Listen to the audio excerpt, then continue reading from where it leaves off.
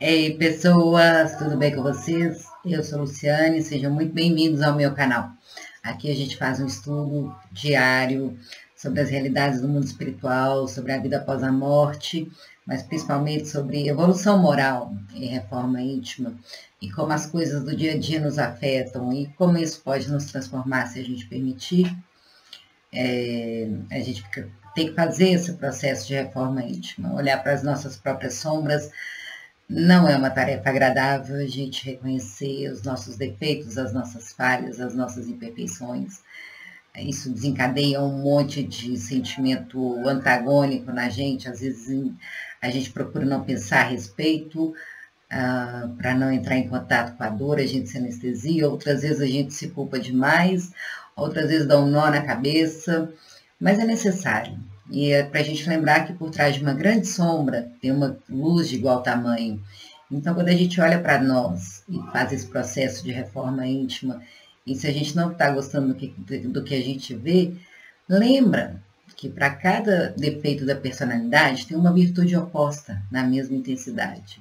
E que se a gente tiver coragem de enfrentar quem nós somos de verdade, só assim para a gente deixar brilhar a nossa luz, só assim para a gente aprender a adquirir essas virtudes que nos faltam. Um dia todos nós vamos chegar à perfeição. Por ora, estamos em obra, estamos em construção. Hoje eu vou ler para vocês um texto do livro Iluminação Interior, psicografado pelo Divaldo Franco, do espírito da Joana de Ângeles. Eu achei esse texto aqui muito pertinente, gostei muito. Vamos ver se vocês gostam. Deixar bem claro, eu não venho aqui como a dona da verdade. Eu sou uma estudante, para me comprometer em estudar todos os dias, eu vim aqui e resolvi compartilhar com vocês, mas sempre com aquela, sabendo que eu estou aqui como aprendiz. É uma experiência muito gostosa, atrai para perto de mim companhias maravilhosas. É realmente uma das horas mais gostosas do meu dia. Cada dia que passa, eu gosto mais de fazer isso daqui. Só de estar perto dessas companhias maravilhosas. Eu espero que vocês gostem também. Eu espero que vocês sintam essa alegria e essa paz que essas companhias fazem a gente sentir perto delas. Então, hoje eu vou ler para vocês o texto número 17, capítulo 17, Tormentos da Depressão.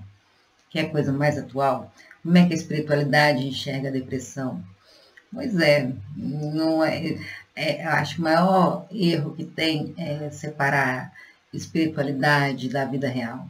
Nós somos seres espirituais e todas as nossas experiências aqui na matéria nos conduzem a uma elevação espiritual. Não existe essa coisa, isso é dogma religioso, isso é uma coisa da vida prática. Sabedoria é conhecimento colocado em prática. Espiritualidade é conhecimento colocado em prática. Então, é o que a gente aprende aqui de repositório moral, que nos fortalece para que a gente possa superar as lições do dia a dia, para que a gente possa seguir em frente com os melhores recursos que a gente tem. Jesus era o maior terapeuta que existia, era o médico dos médicos e era o médico de almas. Então, o que o Evangelho nos fala sobre isso? E a depressão tá aí, né? Estima-se que metade da população do planeta pode desenvolver, não é que tem depressão, pode vir a desenvolver depressão, ansiedade e essas coisas assim. Então, é um número muito alarmante. Uma em cada duas pessoas podem vir a ter depressão. Tem alguma coisa errada, né? A gente, cada dia que passa, a gente mexe mais em tecnologia, a gente prolonga a nossa vida, a gente vive mais anos com mais qualidade de vida, a gente não tem que... O meio não nos ameaça tanto, a gente tem cada dia mais conforto.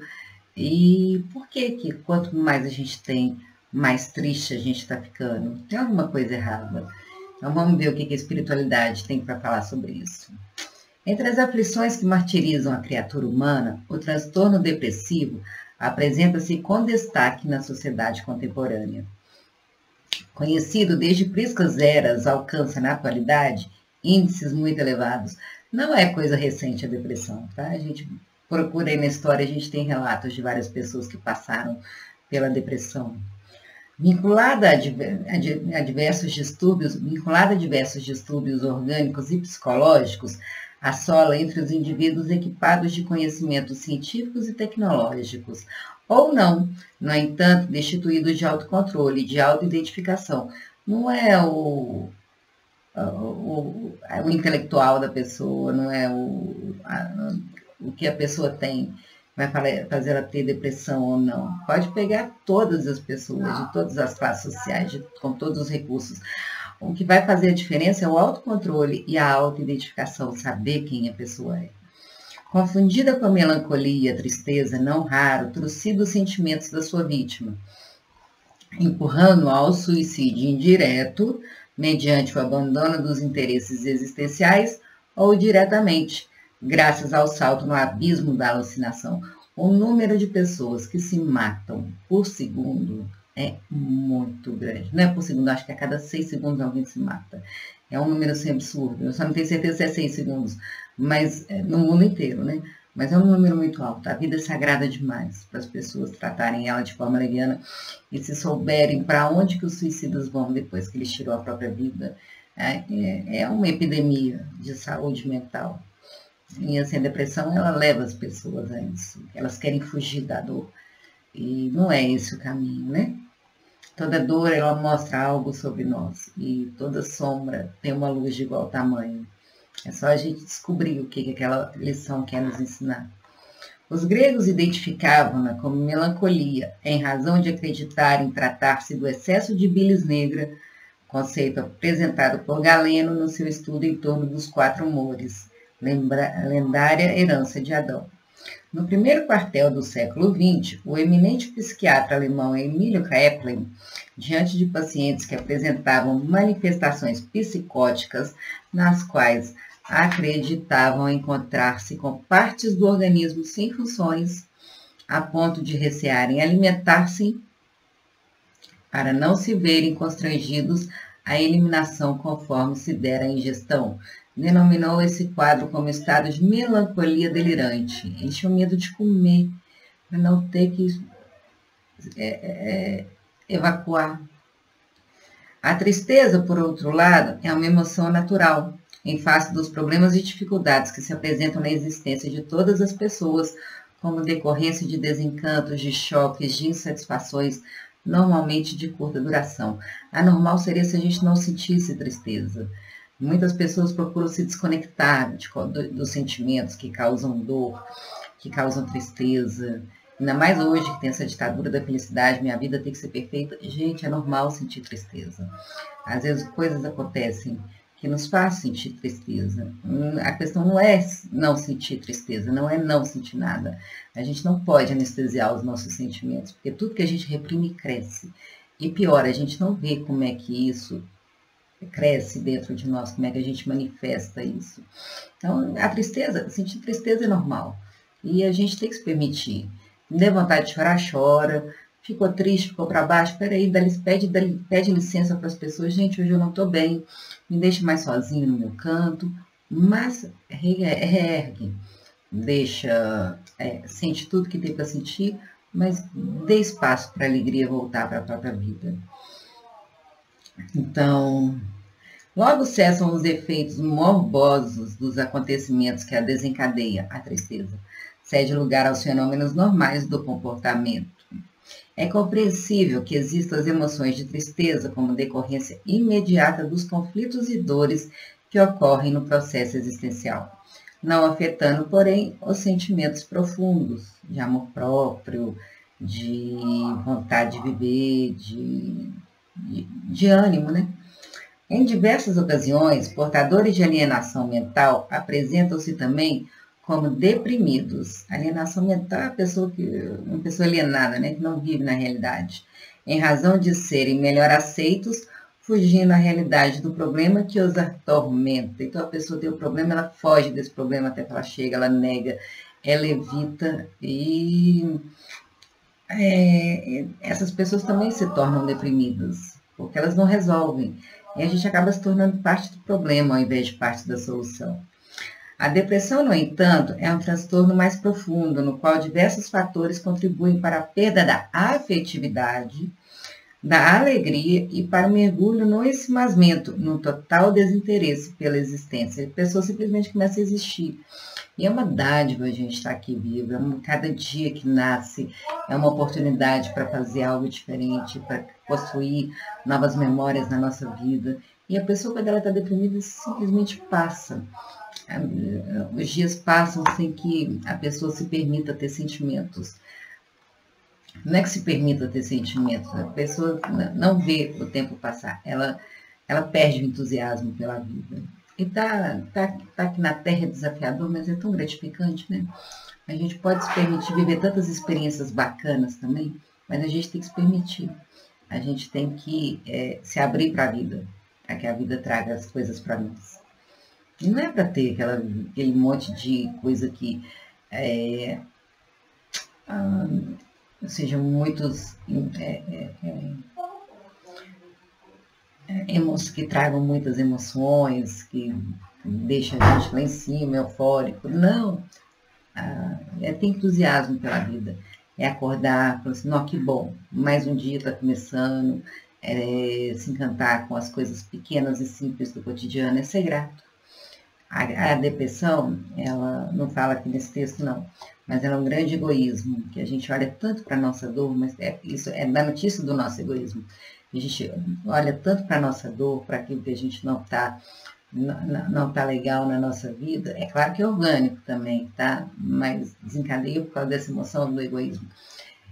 Que a gente não olha para o lado, a gente não se importa com as pessoas que ficam tristes, com a nossa tristeza, com a nossa apatia, com as pessoas que querem compartilhar os momentos conosco, que querem ver a gente indo para frente, quer ver a gente celebrando a vida. Então, quando a gente olha para o lado, para as pessoas que são importantes, para que a gente é importante para elas, a gente procura ficar bem, só para ver as pessoas felizes, e principalmente, a gente não vai querer tirar a própria vida, porque aquilo ali vai causar dor e sofrimento em alguém que a gente ama. Então, a depressão pode ser resultado de fatores hereditários, como de ocorrências psicossociais e econômicas, de ansiedade, estresse, de culpa atual ou anterior de outras vidas, de conflitos e receios reais ou infundados, como também no caso de enfermidades graves, produzindo disfunções cerebrais nas suas áreas nobres, que resultam em perturbações das neurotransmissões. Mas tudo antes de acontecer no corpo físico, primeiro tem o desequilíbrio no perispírito, no nosso corpo espiritual. Então, são emoções em desarmonia, são sentimentos em desarmonia, o conflito entre o que a gente pensa e o que a gente sente, que passam a matizar isso no corpo físico. Na sua trajetória desgastante, a depressão complica ou dá surgimento à manifestação patológica de natureza cardíaca ou diabetes. Isso eu não sabia. A depressão desencadeia diabetes ou problema cardíaco. Olha aí como é que uma coisa leva a outra, né? É comum encontrar-se na depressão uma forma de tristeza, porém doentia, irresistível, sem causa que a justifique. É irresistível mesmo. Você não consegue sair daquele abismo. A depressão deve ser cuidada por especialistas nas áreas da psicologia, da psicanálise ou da psiquiatria, conforme se apresente o torpe fenômeno. Considerando-se a criatura como um espírito encarnado, nele se encontra toda a historiografia do seu processo de evolução, suas conquistas e prejuízos ao largo das reencarnações, exigindo atenção. Os conflitos mais graves que procedem do passado instalam distúrbios nos mecanismos sutis da cerebração, dando surgimento ao processo depressivo. Então, os conflitos mais graves que a gente traz de outras vidas instalam distúrbios nos nossos mecanismos cerebrais. E aí dá surgimento ao processo depressivo. Mesmo em se considerando os fatores da hereditariedade e os da natureza exógena, externa, é o espírito o desencadeador do transtorno martirizante, cabendo-lhe a responsabilidade de reverter o quadro. Então, a depressão começa no espírito e cabe ao espírito reverter esse quadro, mediante grande esforço da vontade, para a gente exercer a nossa vontade, acompanhado pelos recursos preciosos da oração e da ação do bem. É fazer o bem, olhar para o lado. Claro, já com a depressão, os remédios alopáticos ajudam bastante, mas a gente tem que trabalhar isso no espírito. O remédio alopático, ele vai tratar o distúrbio orgânico, mas se só o remédio, se a gente não tratar a causa no nosso espírito, a moléstia volta. Então, oração e fazer a caridade, fazer o bem, olhar para o lado, com os quais adquire valores que podem contrabalancear o erro e recuperar-se das dívidas morais. Concomitantemente, deve-se levar em conta a interferência de espíritos vingadores ou viciosos que se encontram na economia moral de muitas vidas, obsessores, em razão dos compromissos que vigem entre todos os seres, aqueles obsessores que a gente traz de outras vidas, que nos descobriram aqui, nos perseguem, e vão na nossa pedra de tropeço e fazem a gente sentir a depressão, desencadeia o distúrbio orgânico na gente, como forma de se vingar. Especialmente aqueles que foram vítimas dos abusos e de crimes não justiçados, caso os houvesse justificáveis. Então, aqueles que foram injustiçados, eles não conseguiram seguir em frente, eles nos perseguem. Mas a gente não sabe o que a gente fez no passado, né? A gente acha que todo mundo é bonzinho, todo mundo é santo, é anjo. Mas sabendo, todos nós já fomos espíritos brutos e primitivos no passado. A evolução é um passo de cada vez, uma vida de cada vez. Mas nós já fomos simples ignorantes. Nós já fizemos muito mal. Gente, não é que a gente faz um mal por maldade, é por ignorância. E é a ausência da nossa luz, né? Quando as nossas sombras, elas falam mais alto que a nossa luz. Mas para que a gente possa se conectar à luz que existe dentro da gente, primeiro a gente tem que vivenciar a nossa sombra. Porque a gente vive num mundo dual. E para cada defeito, para cada... Não é defeito a palavra, para cada dificuldade, tem uma virtude oposta, na mesma intensidade. É só a gente procurar. Nesses aspectos, as obsessões campeiam, gerando quadros depressivos lamentáveis, que se arrastam longamente sem aparente solução, porque não são removidos os fatores que o desencadeiam. Pois os obsessores, eles não podem fazer a gente ter um distúrbio orgânico, mas eles ficam do nosso lado ali, suflando palavras que vão jogar a gente para baixo. Eles nos conhecem, eles ficam nos vigiando por anos e anos até a gente dar uma brecha. Eles sabem o que vai fazer a gente ficar triste. Eles mandam energias negativas para a gente, mandam setinhas que furam o nosso campo áurico e drenam a nossa energia. Tem um monte de coisa que a gente não faz ideia que eles fazem conosco. Então, enquanto não houvesse perdão entre esses obsessores e nós, eles vão continuar nos perseguindo e vão continuar desencadeando esse distúrbio orgânico, se a causa da depressão for processo obsessivo. Normalmente, entre os indivíduos que não possuem fé religiosa, mais facilmente se instalam esses processos, como decorrência da falta de resistência espiritual para os enfrentamentos que lhes são necessários superar. Quando a gente confia em Deus, acontece as coisas espirituais, Deus me fortalece. E a gente acha recurso aonde que a gente não tem, a gente acha uma força onde a gente não sabe de onde que vem. E a gente está passando por um momento de dificuldade, de desafio, e fala assim, não, Deus sabe o que faz. Eu vou confiar em Deus. Então, essa fé espiritual, ela nos dá uma resistência espiritual, aumenta a nossa resiliência. Resiliência é a capacidade da gente voltar ao estado original. Vem algo que nos abate, é a nossa capacidade, pelo uso da vontade, de voltar àquele estado de bem-estar. Quando, porém, tem a concentração nos ideais superiores, quando tem a fé, a concentração nos ideais superiores e o intercâmbio vibratório com a divindade facultam imunização às investidas dos adversários desencarnados. A fé nos protege, e a gente procura ser melhor, né? As culpas e os outros conflitos que neles se encontram vigorosos, desde que encontrem conforto moral na oração e na visualização de um futuro melhor através do esforço pela própria renovação. Então, a oração nos protege dos obsessores. E desde que a gente encontre conforto moral, não é rezar a boca para fora, desde que aquilo ali nos conforte moralmente, e que faça a gente visualizar um futuro melhor, isso é um esforço na nossa renovação íntima, na nossa reforma íntima. Mesmo quando atingidos pelo rude transtorno, desde que ninguém se encontre em regime de exceção no mundo físico, mais facilmente renovam-se e, confiando em Deus, enfrentam a situação com outra disposição interior, que lhes facilita a superação da conjuntura penosa. A depressão é, por isso mesmo, perigosa, porque pode apresentar-se sutil, mascarada, agravando-se na sucessão do tempo ou surgindo em um surto perturbador de graves consequências. Toda vez, portanto, quando sintas uma tristeza angustiante sem um motivo que a justifica, reage, retomando a disposição da alegria ou renovando-te pela prece e pelo trabalho do bem. Emmanuel já falava, o passarinho, a gente não pode impedir o passarinho de pousar na nossa cabeça, mas a gente pode impedir ele de fazer ninho. Vem pensamento de tristeza, procura ouvir uma música alegre, procura fazer o bem, procura se reerguer.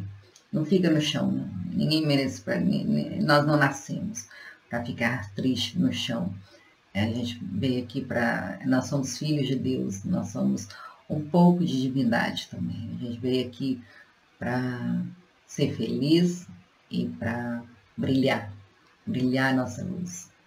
Quando pensamentos insidiosos e insistentes predominarem em tuas paisagens mentais, convidando-te à fuga dos relacionamentos, à solidão, dos compromissos de qualquer ordem, vigia e age, porque está sob as garras perversas do transtorno perigoso.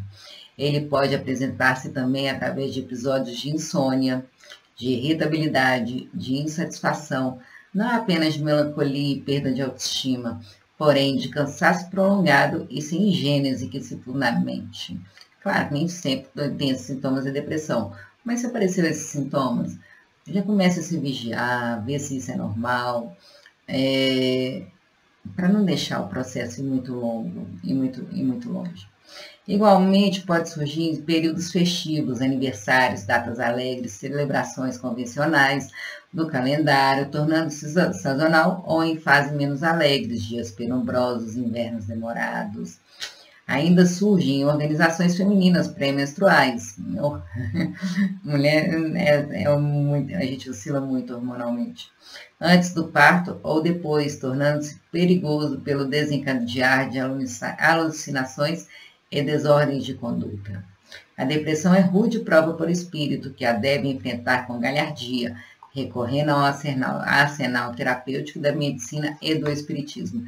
Não é para a gente procurar os remédios alopáticos, é para a gente procurar os profissionais da área, fazer toda a ajuda que a medicina moderna tem para nós, mas também recorrer às questões espirituais para que a gente se fortaleça moralmente para superar essa prova, porque é uma prova muito difícil. Não pode ser negligenciado, muita gente acha que é frescura, não é, é uma coisa muito séria e tem consequências muito graves, e ninguém nasceu aqui para ser triste.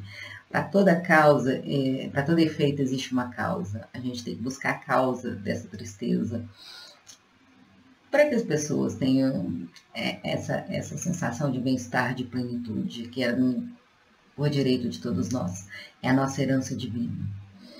O rei Saul, que padeceu tormentosa depressão, acalmava-se ante o cântico dos salmos e as melodias entoadas por Davi, não tendo, porém, conseguido fugir à fatalidade da desencarnação em guerra infeliz.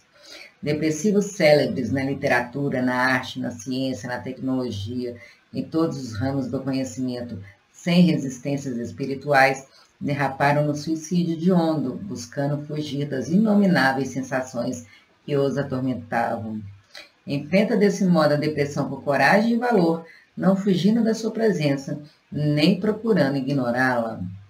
A psicoterapia do amor, da alegria de viver, seja em qual for a circunstância, do convívio com as reflexões profundas e a comunhão com Deus, são os antídotos e, ao mesmo tempo, a terapia preventiva para a cruel epidemia que se espraia no mundo dito civilizado ou não. Vou repetir. A psicoterapia do amor, da alegria de viver, seja em qual for a circunstância, do convívio com as reflexões profundas e a comunhão com Deus. É o antídoto para a depressão. Então, a gente tem que tomar cuidado, né? Não dá para fugir de si mesmo. É necessário um autoconhecimento. A gente tem que estar batalhando sempre para ser feliz. A gente não pode se acomodar com esses estados da alma, do piloto automático. Quando a gente assusta, a nossa vida passou. A gente tem que viver nossa vida com alegria, com entusiasmo e com ânimo. E que a gente tenha coragem de olhar para nós mesmos e procurar essa felicidade em cada cantinho, em cada célula do nosso ser. E que a gente não permita que a depressão roube nossa alegria de viver, roube essa existência, porque nós somos aqui na Terra e a gente tem muito o que fazer. E se a gente deixar brilhar nossa luz, se a gente viver com entusiasmo, bom ânimo, a gente pode fazer da nossa existência muito melhor e a gente pode impactar a vida de várias pessoas que gostam da gente e que a gente tem esse potencial de afetar a vida delas. Então é isso, espero que vocês gostem, curtam, comentem, compartilhem, se inscrevam no canal. Um beijo, amo vocês!